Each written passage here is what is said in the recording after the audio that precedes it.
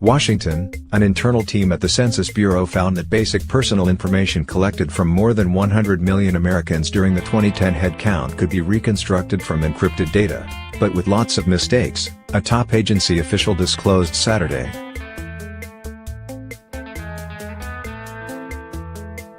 The age, gender, location, race and ethnicity for 138 million people were potentially vulnerable. So far, however, only internal hacking teams have discovered such details at possible risk, and no outside groups are known to have grabbed data intended to remain private for 72 years, Chief Scientist John Abud told a scientific conference.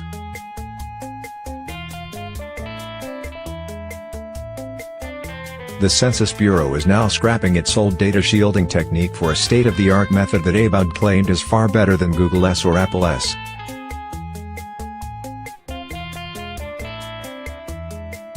Some former agency chiefs fear the potential privacy problem will add to the worries that people will avoid answering or lie on the once-every-10-year survey because of the Trump administration's attempt to add a much-debated citizenship question.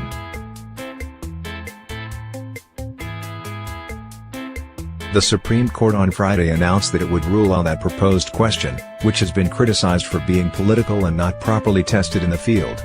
The census count is hugely important, helping with the allocation of seats in the House of Representatives and distribution of billions of dollars in federal money.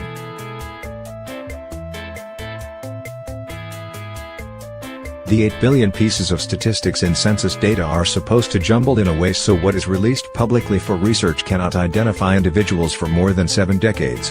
In 2010, the Census Bureau did this by swapping similar household information from one city to another, according to Duke University statistics professor Jerome Reiter.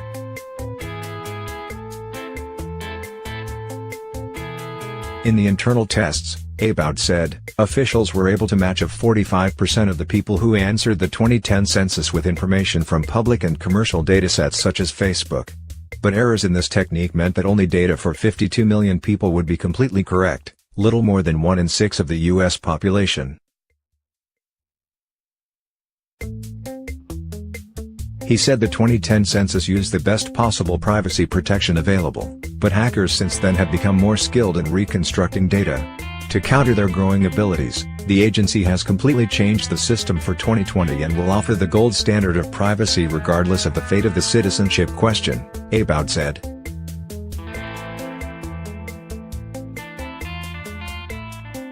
We got ahead of it. That was our goal, Abud said at the American Association for the Advancement of Science's annual meeting.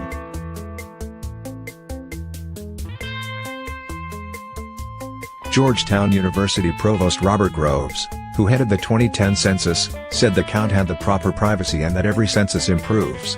He lauded the new steps.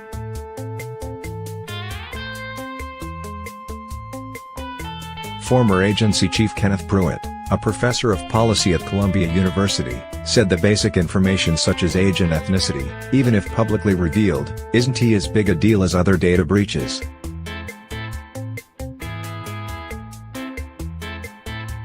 There is a widespread privacy anxiety out there that is very much related to Facebook and Google and so forth, Pruitt said.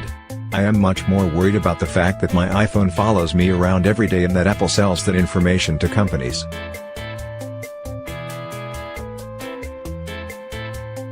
The new system involves complex mathematical algorithms that inject noise into the data, making it harder to get accurate information and providing a very strong guarantee of privacy, said Duke University computer sciences professor Ashwin Makhanavichala.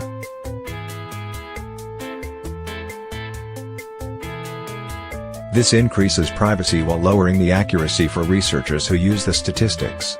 Think of it as one set of knobs being dialed up while a second is dialed down at the same time.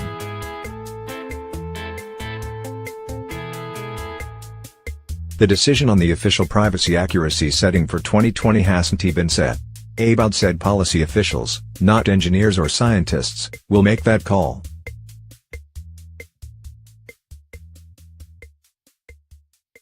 The Census Bureau tried this system in a 2018 survey using an ultra-strict privacy setting that, while not directly comparable to Google or Apple, is hundreds if not thousands of times more secure for privacy than what is now being used on data from searches using Google Chrome or Apple's iPhone, Duke's Reiter said.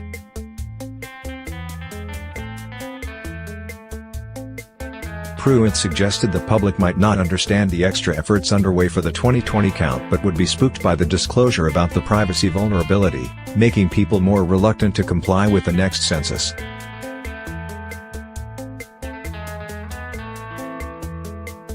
If the administration succeeds in adding the citizenship question, there will be a huge evasion of the census and some selective misuse of it, Pruitt said.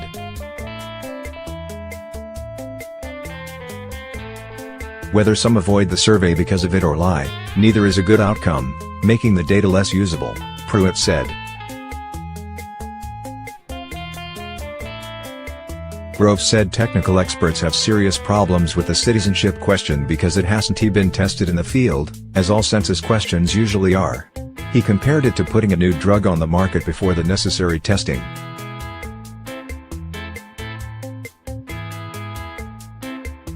Very subtle wording and positional changes in a thing like the census can have enormous impact way beyond what we as humans can predict, Grove said.